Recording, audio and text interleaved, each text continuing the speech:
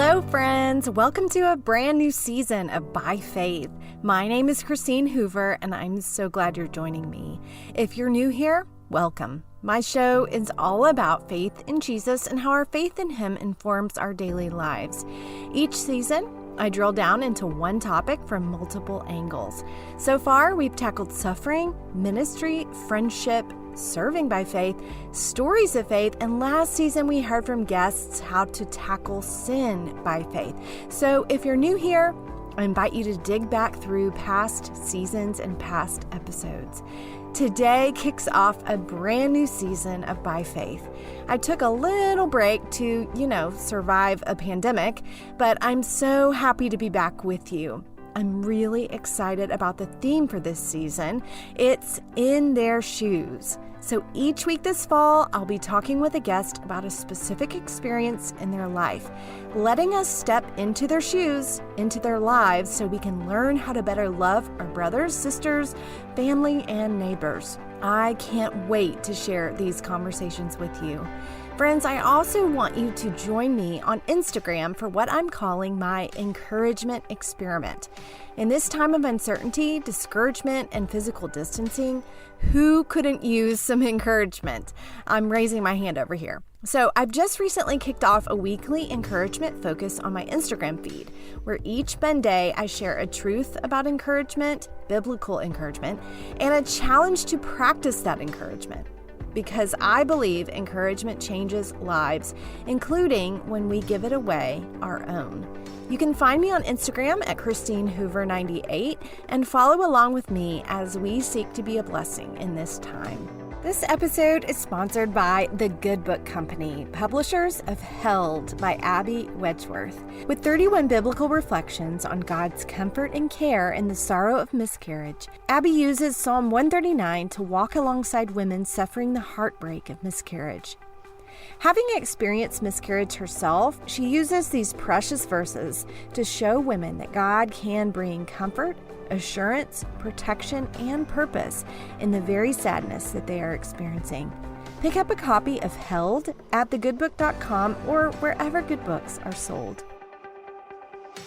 Okay, friends, let's get to the show. My first guest of this season is Rachel Gilson. Rachel is the author of Born Again This Way, and the tagline of her book says it all: coming out, coming to faith, and what comes next. In today's episode, Rachel shares about coming out as gay, heading to Yale University for undergrad, and then becoming a Christian, much to her surprise. That's the way she puts it.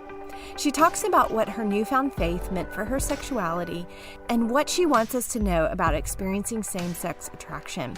Here, friends, is my conversation with Rachel Gilson. Thanks, Rachel, for joining me today. I'm excited to get to talk to you. Yeah, I'm excited to be here. Thanks for having me. I actually read your book. It might have been a few months ago, and that's why I wanted to talk to you, because I'm like, man, this girl has a story, and you write it so well. The book's called Born Again This Way, and your personality comes through, I think. I mean, I don't know you yet, but your personality comes through. It's a great book. So helpful. Oh, thank you. Yeah. It was a joy to write, actually. So, are you a writer at heart? Are you I do enjoy writing. I think it helps me think clearly, but there was something particularly worshipful and joyful about the book project, actually. Are you writing anything else? Right now, I'm just working on PhD writing, which is a slightly different beast. Yeah. Oh, that's totally different. Where are you in school, and what are you studying? What are you doing? So I'm beginning a PhD in public theology at Southeastern Baptist Theological Seminary. Okay. Which I'm pretty excited about. You just are getting started? Yeah, we're right now, it's the beginning, the first classes. So just sticking my nose in lots of books and trying to think clearly. And how long will this take you? Well, that is always the question, isn't it? Maybe 5 or 6 years. I don't know. We'll see. I took 10 years to do my Master of Divinity, so I'm used to the long road. Wow. Okay, so what are you hoping to do with all of this? You're definitely a thinker, I can tell. So what are you hoping to do with this once you're done? I strongly believe that God has given every single person gifts that they're supposed to serve the church with. And like literally the only things I'm good at are reading and writing. So I'm trying to figure out, how do I develop those gifts so I can be of some use to the church. So right now I work for Cru on the National Theological Team. I serve on the leadership team there. And so really my hope is that by sharpening these skills and by being able to think deeply about some of the things that are most pressing in terms of evangelistic ministry right now, that I'll be able to serve my organization well and serve the broader church well. Mm-hmm. Because public theology is really about where theology and ethics meet at a crossroad. You know, it's how do we bring a distinctive Christian voice and vision to the things that matter in the public square? And that's the kind of stuff I care about. And how long have you been with Cru? I joined Cru officially as an employee in 2011, actually right before we changed our name. So we got like swag that said Campus Crusade for Christ on it, and then it became immediately vintage. But I've been involved with Cru ever since right after I became a Christian in college in 2004. Okay. Some of my best friends are in Cru, work for Cru. They work for Athletes in Action, which is an awesome ministry. Yeah. So I have a special place in my heart for Cru. I love what y'all are doing, and that's exciting that you're bringing your skills to that organization. Yeah, I've loved being with Cru. They're very we're just a very pragmatic group of people. It's like, how can we get the gospel out? So to serve on the thinking branch of a pragmatic organization is kind of a funny and enjoyable place to be. Yeah. Where do you live? I live right outside of Boston, which is not, I'm in exile in New England. I actually grew up in Southern California. So I wouldn't live in New England if I didn't believe in the resurrection. Like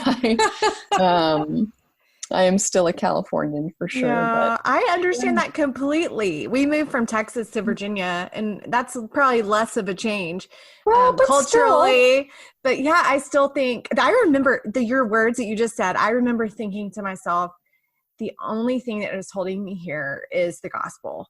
That is the only thing. That's right.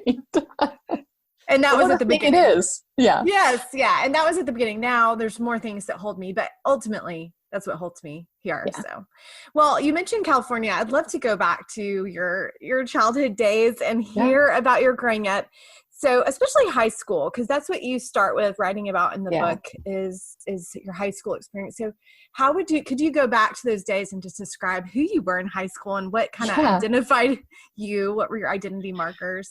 Yeah, for sure. So as a high school student, I was massively gaining interest in the world of ideas. Like I think I'd always been thoughtful as a kid, but really some of these vistas were opening up to me. I was starting to read on the side and get interested in that big world of ideas. But an interesting factor of my life too was that where I grew up was kind of this it was a cow town. Like my high school had a working farm and only like one stoplight in the town. Like people think of California and they think big. Yeah. But I'm part of a Southern California that's actually quite small and was super culturally Christian. It's unclear to me how many real Christians were around me as high school students. I'm sure some, but it was really cultural. And as I was getting interested in big ideas and I tried to bounce some of those off of my Christian peers around me, I just wasn't very impressed with the level of intellectual engagement. And so I quickly kind of shoved that to the side, thinking, well, religion must be a crutch for people who don't want to think or don't know how to think, aren't interested. And I've since learned that Christianity is actually the greatest intellectual tradition of the world. But, when you're a high school girl, you don't necessarily have a vision for all of those things. That was a big part of my self-conception and interests. But then also in high school was when I realized, gosh, the way that my female friends talk about how they feel about guys is really how I feel about other young women. Now, I tried to have boyfriends because I've always enjoyed the company of men. Like I actually really enjoy guys. And so I'd have these boyfriends, and whenever I would sort of get romantically close to them or experiment sexually, because my household was not Christian at all. So there were decisions I was making as a 14-year-old that I really shouldn't have had to make as a 14-year-old.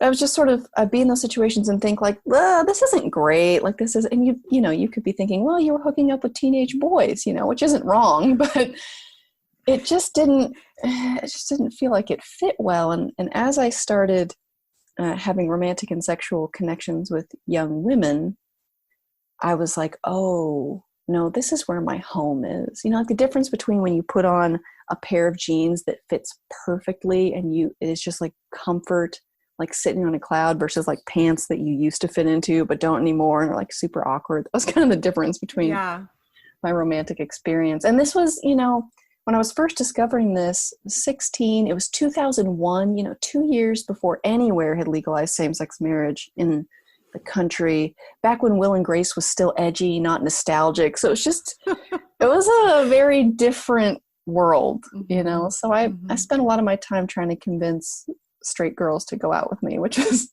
sort of taxing. So you didn't have any, it sounds like you didn't have much angst about it, that none at all. You immediately embraced that as an identity. Gosh, yeah. No, when I first realized I had a crush on this girl, I spent about a week being like, is that okay? And as I rummaged around in my junk drawer of morality, because I didn't grow up in the church at all, I was like, well, I don't see any reason why it wouldn't be okay. And way before the phrase love is love was a thing, that was kind of in my mind. So I thought, no, I'm just going to go for it. It doesn't seem any different than any other type of relationship. But going off to college, I thought, one, I'm going to have so much more access to ideas in the world of big thought. And also I'm going to get out of this literal cow town and maybe actually meet some other people who share my sexuality, like maybe find some outlet for that. Cause that just wasn't really a part of my life in high school. So you didn't know anyone else who would have said that they were gay? I knew a couple kids, but that's not, and it was fairly not spoken of. So, I mean, I had a girlfriend, but that's the funny thing. I had a girlfriend. We were very committed, but she didn't identify as gay. I mean, she's now married to a man, has kids. So it's like one of those funny things. So women actually experience same-sex attraction at a much higher rate than people who identify as lesbians, which is an interesting conversation for the church. Okay, we're going to have to talk about that right now because I want to know what you mean. What do you mean? So there's a percentage of people who experience only same-sex attractions, right? Okay. And those are the type of people who might choose to identify as lesbians in certain contexts. There are actually most people who experience same-sex attraction do not experience it to a level where they would consider it their only attractions. And so I think the culture that we live in right now, which is encouraging us to pursue and think about non-traditional sexualities, I think there are a lot of people who are discovering, oh, I can have these attractions towards people of the same sex. And it kind of creates these difficulties because we've received that if you experience same-sex attraction, like it needs to define you. Whereas for plenty of people, it's a part of their sort of grab bag of experiences. But, you know, if it's not encouraged, it's not necessarily something that most people would pursue. Yeah. That's why sometimes you've seen scenarios like people who go off to all women colleges and have homosexual relationships there and then, you know, leave and never pursue that again, or like men who have those types of experiences in the military or in prisons or things like that. It's because it's not actually as foreign. Now, of course, the argument then goes, well, it's so natural, so we should just pursue it. But of course, with a good Christian theology, we understand that there are a whole lot of things that come naturally to us that absolutely should not be pursued. Yes. Yeah. So. Well, and now our culture is saying if you have any inkling of that, well, you should go down that trail and just because your only path to your authentic self is to be led by your desires. So let's go back. You mentioned going on to college. No. This is great. This is so helpful. Going back to your college days. So you went off to Yale and you were so excited because you're going to get to kind of engage that intellectual part of you that you really, really identified with. And then also, I would imagine you're thinking, and I'm going to meet lots of people, as you said, like me, and I'm going to find people that I can connect with. And did that happen? Well, so I got a little more than I bargained for when it came to the intellectual world at Yale. It turns out if you go to a tiny, non-impressive public high school, you will not be the most impressive person at a world-class university. So that sunk a torpedo right into the hull of my ship upon arriving that actually really took the whole 4 years to fully process. Wow. And then, you know, I did end up meeting, I met plenty of awesome people at Yale. I didn't end up getting very involved in the LGBT community in sort of my first semester for a variety of reasons. I was much more interested in the marching band, it turns out, things like that. Oh, you were in the band? Oh yeah, I was in the band. What did you play? I played the trumpet, not well, but it was a lot of fun. Yeah. But I actually became a Christian so early in my college experience that before I really had a chance to make those connections to the community, I was already being filtered over to a Christian community that I had, as a 17-year-old, I never in my life would have predicted that my deepest friendships from college would be a bunch of evangelicals. But then again, I wouldn't have predicted that I would come out as an evangelical. Yes. So well, I love how you say, you start one of the chapters, you say, I became a Christian much to my own surprise. I love that. So can you tell us about that? What happened when you got to school? Yeah. So like I said, the intellectual inferiority that I suddenly felt certainly kind of created some fault lines in my sense of self. And then I also experienced a breakup. The girl who I was dating at the time, who I was functionally worshiping, left me. And, it was a whole big to-do. Teenage breakups are dramatic kind of no matter what. Yeah. And you're away from home for the first time. And I really thought, naively, like many young girls do, I thought, oh no, she's the one, And so when she left me, I was just sort of sitting in this morass of like, who am I supposed to be? And what am I supposed to do? And it wasn't like, oh, I'm going to turn to Jesus, because I didn't believe in Jesus, So I thought, maybe I should like write for the school newspaper, except I'm not smart enough. Or maybe I should go to the gym more, except I'm very lazy. It's just kind of I was rereading my journal from that period a couple months ago. And I was like, oh, sweet girl, like you were just a mess, just a total mess. And in that swirl, early in the spring semester, which is false advertisement, it's constantly winter during the spring semester in Connecticut. Yes. But during the spring semester early on, I happened to be sitting in a lecture on Rene Descartes, the guy who invented the phrase, I think, therefore I am. And from that phrase, he built this whole proof for the existence of God. And I remember sitting in the auditorium thinking, that is an extremely stupid proof for the existence of God, which I still think. But when I was sitting there, I was like, well, what if there are other like better proofs for the existence of God? I mean, that would be interesting. And I kind of seized up quickly, like, no, that's for stupid bigots. We don't think that way. Like, I'm a good atheist. No. But then I was also like, well, I haven't thought about it in a while. Maybe if I'm going to be a really good atheist, I need to kind of know the best arguments. So back and forth, I decided, being a good millennial, that I would just Google it, so I'd just go in my room. This was back when you needed two hands to open your laptop, and so I would just start firing in religious search terms. I mean, why would you ever use that method? But there you go. I mean, it's just the internet. And over again, I kept coming back to reading about the character of Jesus.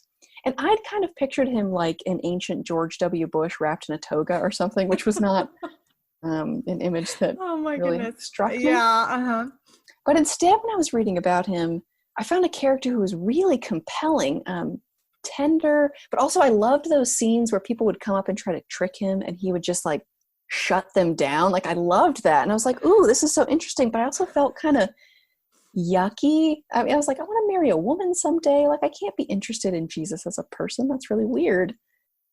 But the only two people I knew at Yale who identified as Christians were these two girls who were dating each other. And one of them was training to be a Lutheran minister. So I thought, well, maybe there's something I don't know about this. So I went to them. Yes, I met them in the marching band because it's my main source of social connection.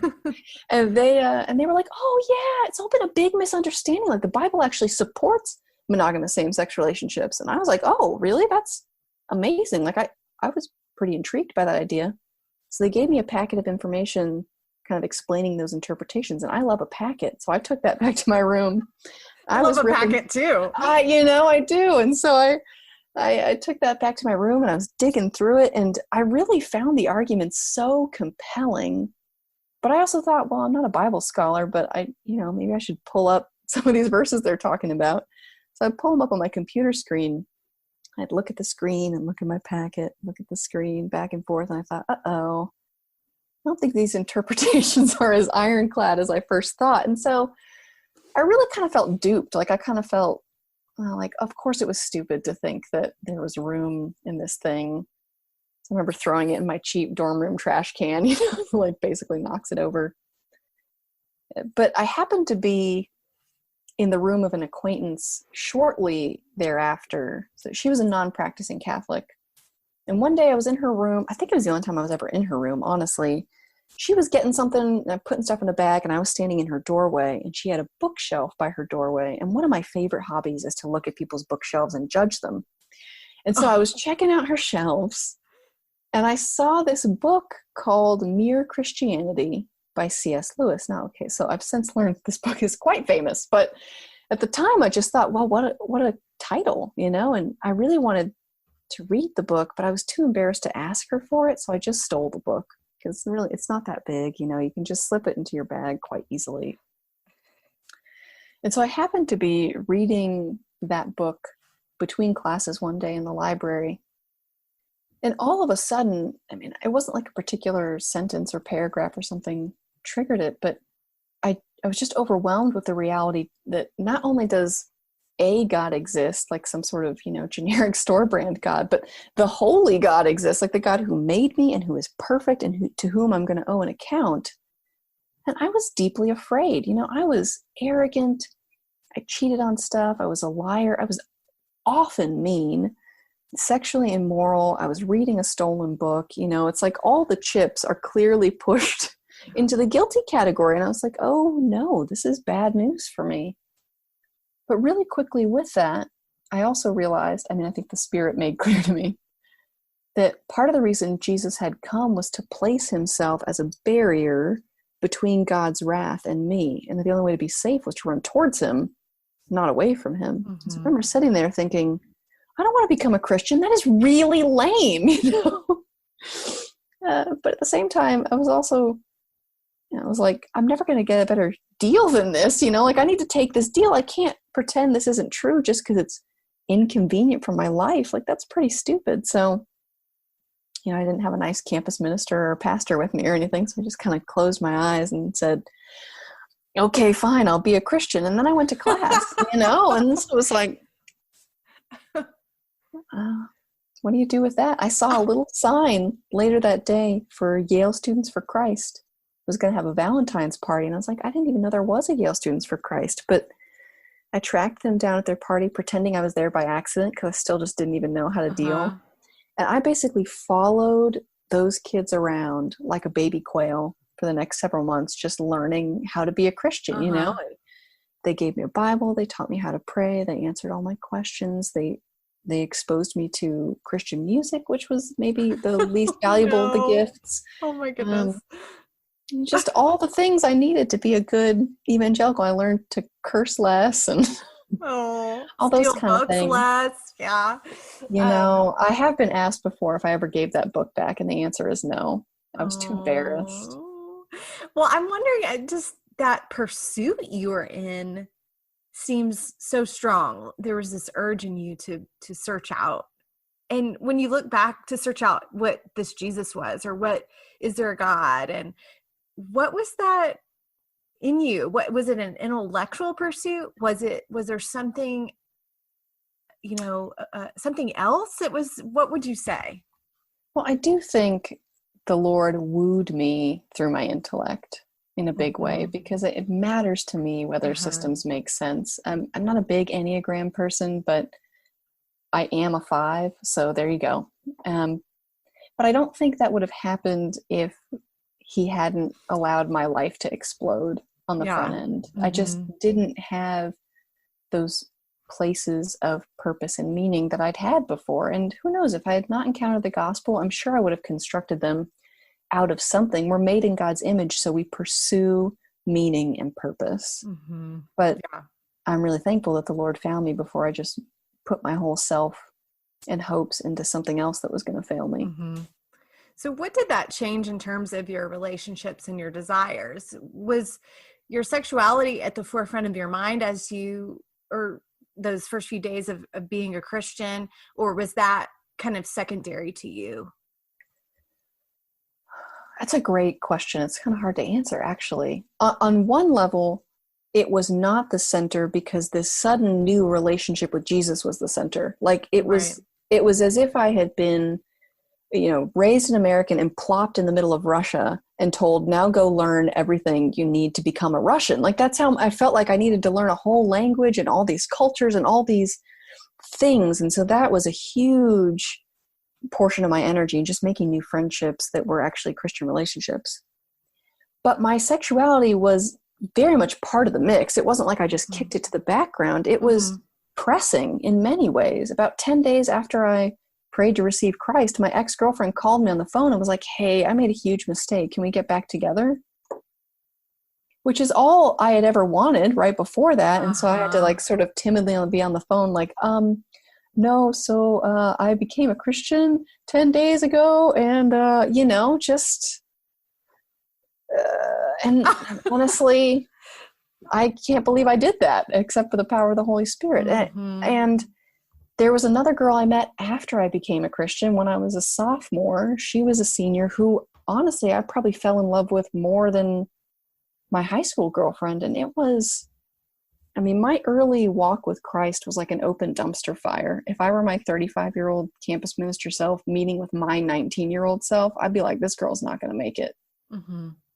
Because my same-sex attraction didn't go anywhere. And so it was a constantly trying to figure out, where am I going to find life and who is lying to me and who's telling me the truth? What do you mean by who's lying to me and who's telling the truth? Well, my desires constantly tell me that they're going to give me everything I need and that they're going to take care of me. But I don't belong to my desires, right? I belong to Christ, and he's actually the one who said he'll take care of me and who said that he's going to give me the things that I actually need. But that was hard to sort out. Oh, I'm sure. And you do talk in the book, and I'm thankful for that, of kind of this back and forth of the temptation, and you acted on that, even as a Christian. But then you were learning how to process this. This wasn't just a one-time thing for you where you're like, my desires are gone and I am totally different. And you were trying to process it all. Can you talk about that some, especially for people who are listening, who are Christians and they have same-sex attraction and they need to know, how do I do this? Yeah. Right? Well, and that's why I wrote the book, because we've, for a long time in the church, we haven't really been able to talk about this, or not openly and honestly. And so we've had a couple memoirs, of people who either grew up in the church and figured out how to live with their same-sex attraction. We've had some works on the theology of what God says about sexuality, but we don't have a lot of practical theology yet for disciples who experience same-sex attraction. Yes. And that's part of what we really need. How do we navigate friendships when you could like somebody? Or should I think only about singleness? Is marriage an option? Is marriage a requirement? Like, how do I deal with the fact that these desires might go away? How do I deal with the fact that they might not? What kind of language should I use for myself? Just so many types of questions that pour in. For me, the very first one that was most important was I just didn't understand why God said what he said.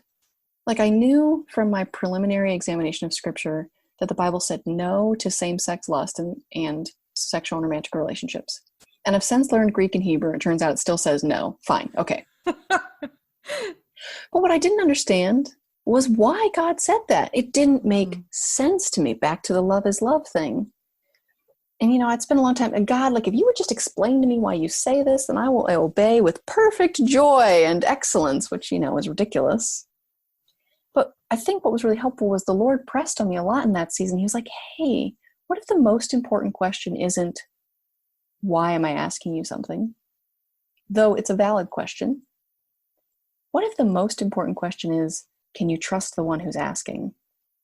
Because if you're only willing to obey when you understand and when you agree, how are you not making yourself God?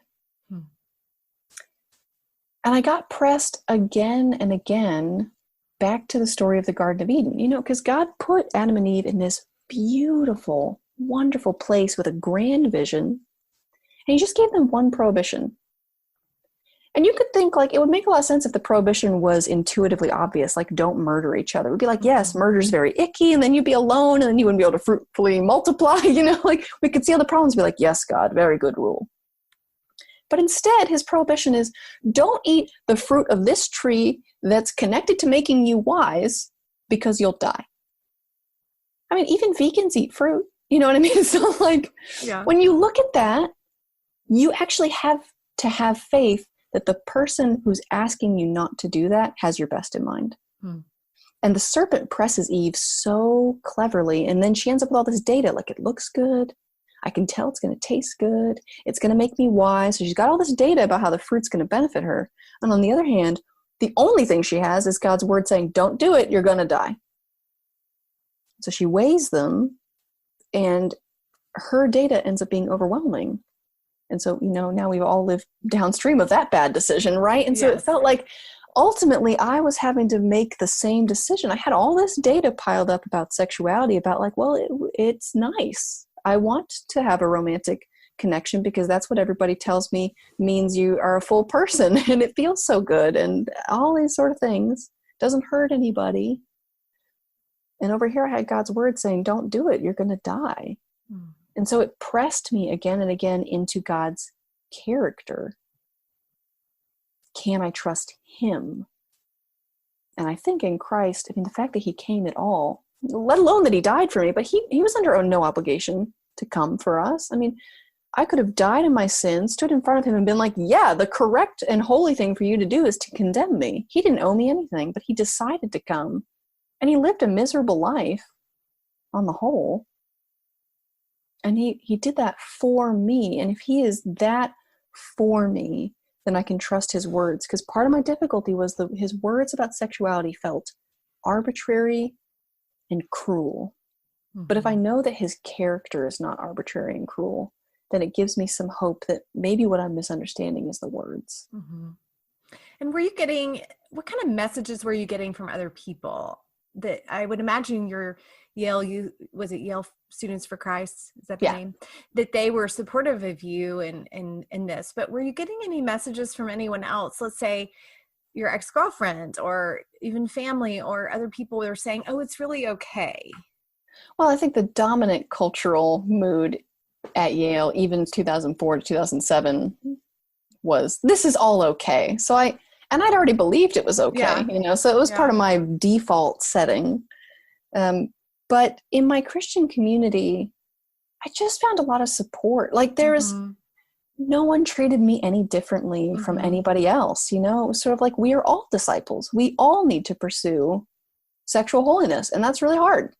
We all need the grace and truth of Jesus. I felt like it was such a healthy place because nobody made a big deal about what was going on. And my parents, my mom became a Christian the year after I did. Oh, wow. So there wasn't, a church left a Gospel of John tract on her car windshield. Like that stuff shouldn't even work. You know what I mean? She's got a great story.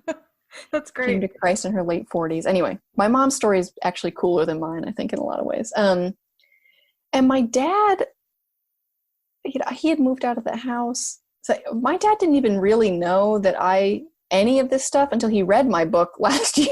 So I was like, oops, forgot to tell you some of these things. Oh, no. So I didn't get a lot of pushback, honestly. There was a lot of safety for me. And that's really important to me. That makes me a minority within a minority. Most same-sex attracted people who grow up within the church carry a lot of wounds from a variety of things. And honestly, I've had one of the most unwounded experiences as a same-sex attracted person, both outside and inside the church. And so I feel like it gives me some space to be able to speak publicly, maybe for those who aren't quite ready to speak yet. But I also have to be careful too, because it means sometimes I don't have experiences that are actually quite common to other people who would be in my shoes. Like I've never been closeted a day in my life. And that's that sense of shame where you're told implicitly, explicitly, that because you feel this, you are shameful, can wreak a lot of havoc on a disciple's life, because I would imagine. That can go really deep. Mm-hmm. And honestly, I can't read the scriptures and not affirm that my same-sex attraction is a part of the fall. It is. Like if sin hadn't corrupted the world, I wouldn't have the temptation to romanticize and eroticize female relationships with females. So I think that's clear. But I don't think that being in Christ means I have any reason to feel shame about that. Mm-hmm. I've been completely covered, and he's going to give me everything I need to obey him. Like every single one of us is called to steward our sexuality either through faithful singleness or faithful marriage. And it kind of doesn't matter what our attractional patterns are. We're attracted to men, women, both, neither, potted plants. Like it sort of doesn't matter. Like what God will give us by his Spirit and his word and his people, he'll give us to exactly what we need to faithfully discharge that, you know? And so I think there's a lot of, instead of having to spend hours and hours wondering why I feel these things, or trying to force myself to feel exclusively heterosexual attractions, that's a huge distraction from faithfulness. I don't know if people understand this, but straight people sin sexually as well. So like, Yes, becoming straight is not necessarily this like beacon of hope. You're just sort of exchanging one set of problems for another set of problems. So it's like, why not focus on faithfulness? And for a lot of disciples who experience same-sex attraction, I think that's going to be in singleness. And the church has a big struggle with including singles fully into the family of God. Once in New England, past the age of like 27, it seems like in the South, maybe past the age of 21. I don't know. There seems to be a slight difference there. Maybe so. Yeah. Well, that's my next question is you're helping us to think about, okay, we want to be like your Yale Students for Christ group, that where you felt the way you felt. As the church, we want to be that. So what do you want us to know for straight Christians in the church? What do you want us to know? And I think that incorporates the singleness thing that you just brought up. Yeah. What do we need to know to love our brothers and sisters that are same-sex attracted? Yeah.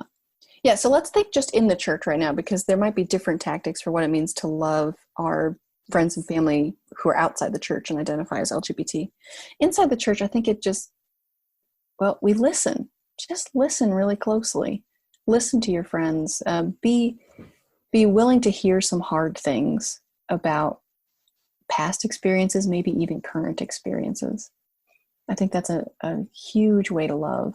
I think another way to love is to take some time, read some good materials. There's so much good material out right now. This was not true in 2005, I'd have to say, but we have so many good resources now that can help us get educated so that we don't say things that are based in stereotypes. So let me give you an example.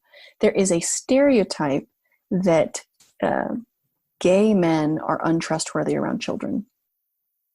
It was just long in the bloodstream of both America and Christians that somehow being a gay man made you a pedophile. Now, clearly, there are men who are homosexual who are pedophiles. But there are also a lot of straight men who are pedophiles. Actually, to sort of highly limit pedophilia to one category of attraction is pretty naive. And when we decide to paste that pattern onto every man who experiences same-sex attraction, frankly, it's pretty offensive. Mm-hmm. And that kind of thing can still happen. I've talked to a lot of my brothers who would actually like to serve with the children's ministry and have been in many ways told like, no, you can't.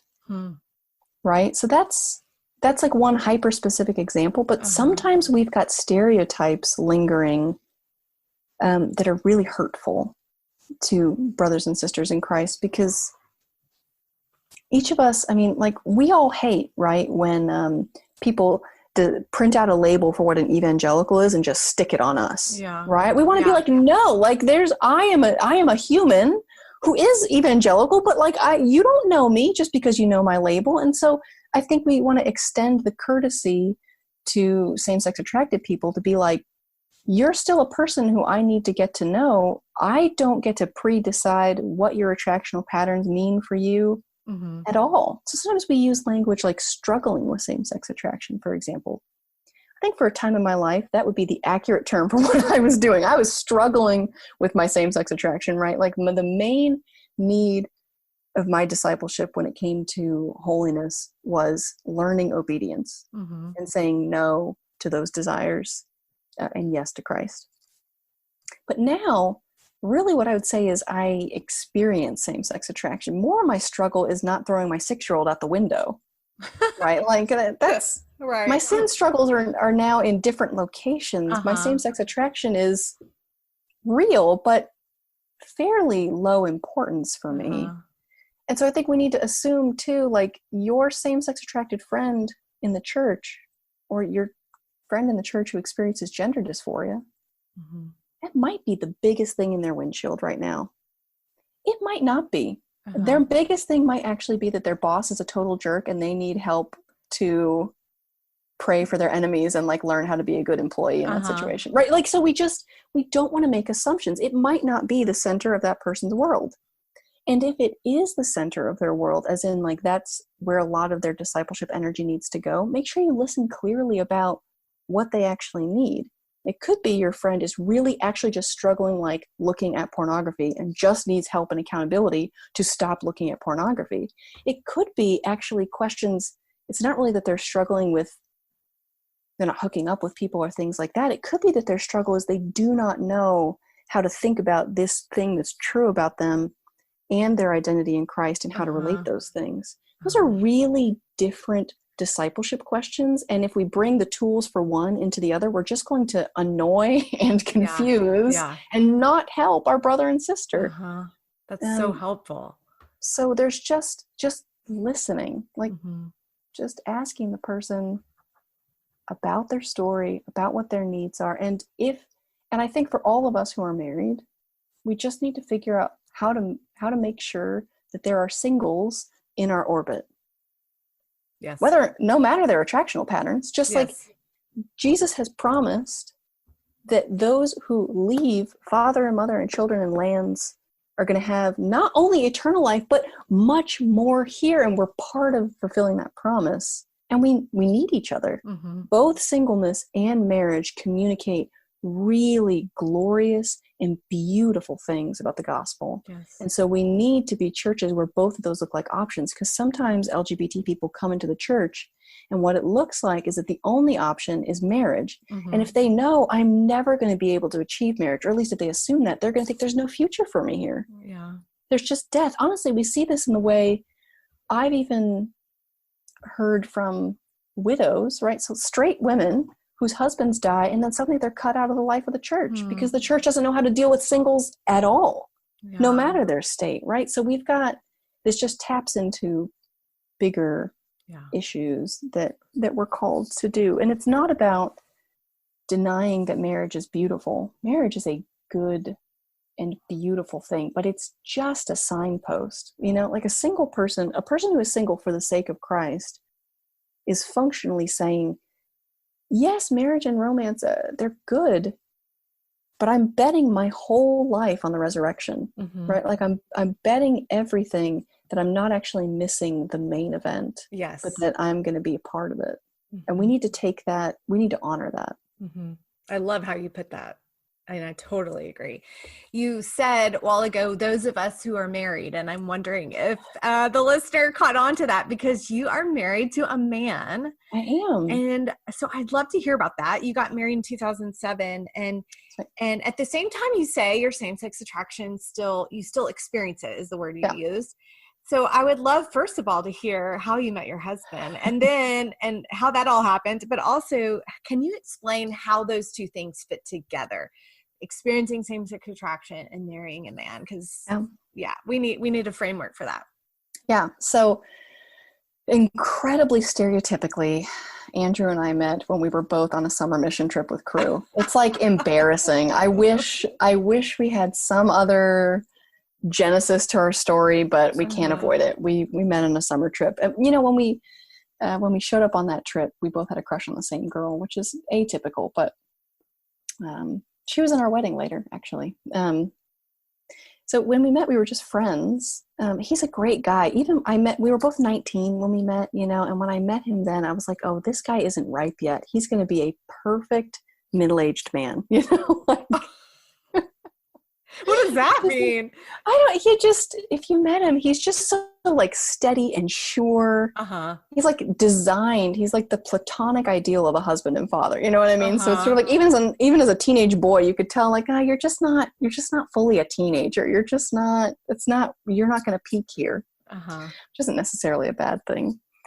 And I really liked him. We were friends, but I was not interested in him. And then, it's so hard to know how long to tell the story. I had a huge screw up my junior year with my ex-girlfriend. You can read about it in my book. It's in one of those chapters. And in the aftermath of that, out of nowhere, Andrew called me. I mean, we hadn't seen each other for months. He's like, "Hey, how are you doing?" And I was like, "Oh, I just, totally messed up with my ex-girlfriend." And he was just there for me, just like a good friend. And so we reconnected. Pretty soon after, I was like, "Oh no, I think this guy likes me." I was like, no, this can't, no. And he came down to New Haven where I lived. It was like a 3.5-hour drive from where he was in New Hampshire. He brought me flowers. I was like, no. And he asked me out. It was a month to the day after this huge mistake I've made with my ex-girlfriend. And I was flustered trying to blow him off. And I was like, I've slept with more women than you ever will, just trying to get him sort of out. And Andrew, if you do him, he's like, "Well, yeah, but Jesus has forgiven you, so how could I hold that against you?" And I was like, oh gosh. And I just kind of, the Spirit of the Lord had drawn close to me in that season. I'm not charismatic. I kind of wish I was because it seems cool, but I'm not. But I think on some level, the Spirit drew so near to me in that season, so I wouldn't run away from Andrew because I had a sense like, I just need to, I just say yes. It's not like you're saying yes to marrying him. And as we got to know each other and were dating, I was really confronted, one, with how compatible we seemed to be in so many ways. And I did seem to have this like little spark of attraction to him. And I was like, ooh. But all my other experiences of sex and romance had been these, fireworks shows or like flaming bonfires. It's like that on one hand versus this little flame you have to like cup your hands around to protect it from the wind. I'm like, oh my goodness, like you can't build a marriage on that, right? And so it forced me back to the scriptures. I'm like, okay, well, what am I supposed to think? And I realized as I was looking at the scriptures, well, romance isn't actually the soul of marriage. Marriage is actually about communicating the gospel. It's about being a living, breathing picture of God's relationship with his people. And sex is an important aspect. And it's important for a variety of reasons. So if you cannot, in good faith, give yourself fully to your spouse and receive them fully as a gift, then marriage isn't the right choice. But if you can, and if you're what you want to do is form this partnership that communicates God's love to the world and is missionally focused, I was like, oh, I think Andrew and I could really do that better together than apart. And I loved him. I wouldn't say I was in love with him, but I loved him. And so there was many ways in which getting married was, it was an act of faith. But I've never regretted it. It's been wonderful for me. And honestly, it's not like I needed to become straight to be married to this one man. God gave me what I needed to be married to this man. Doesn't sort of matter that I'm not attracted to every other man. And in a lot of ways, my experience as a married woman feels really similar to my other friends who are married. It's like we all have times where we are attracted to people who aren't our spouse. Yep. So it's our responsibility as Christians by the power of the Spirit to say no to that, right, and yes to the Lord. And so on some level, it's really not that different.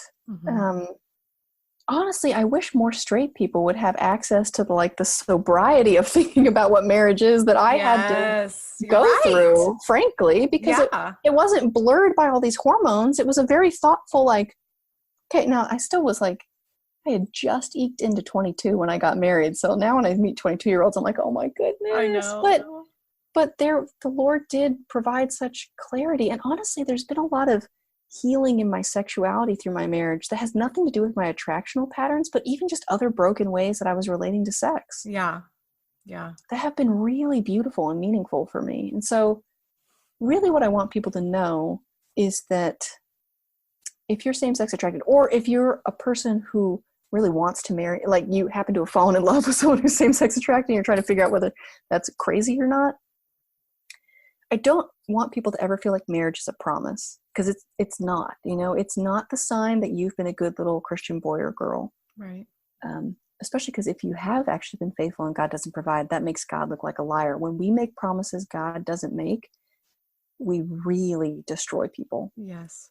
So it's not a promise, Mm-hmm. and it has nothing to say about your faithfulness. And there's no amount of straight sex that's going to turn you straight. Like sometimes there's been this promises, like if you just have enough sex of a certain type, then, you'll be transformed. And again, is transformation into being someone straight the goal? No. I don't biblically think so. And two, there are a lot of people who put a lot of good faith effort into trying to change themselves. And it just doesn't work. Other than God miraculously moving, which he sometimes does, it just doesn't work. That's not a reason to enter into marriage. But I don't want people to feel like it's impossible. Mm-hmm. God does call some of us into marriages, and they can be beautiful and frankly sometimes more confounding. In a world where Christendom reigns, marriage looks normal. Mm-hmm. In a world where Christendom is burning to the ground, marriage is the gospel. Mm-hmm. And so I live in Boston. I mean, we're the second least church city in the country. I bet I could walk up and down my street and ask every household, like, do you know who Tim Keller is? Just picking like a famous evangelical, right? And they'd be like, no. Is that a neighbor? Like, is he on the school board? Like, no, they wouldn't know. But when I have opportunity to get to know my neighbors, and one, they see I'm married, two, they know I go to church, and three, then they learn that I'm attracted to women, suddenly there's this missional thing going on. Wow. I've had a lot of my non-Christian neighbors read my book, and I'm like, good job, you guys are reading theology. And they're like, honestly, they're still my friends, which has surprised me. Yeah. Wow.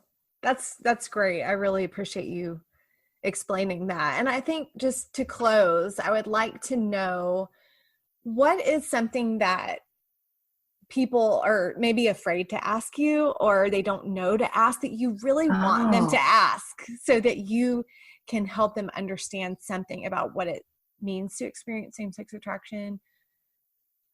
So yeah. One of the things, there's like a variety of ways I could answer this, but I think one of the things that I encounter when I'm in spaces with faithful believers who deeply care about what's true is I really,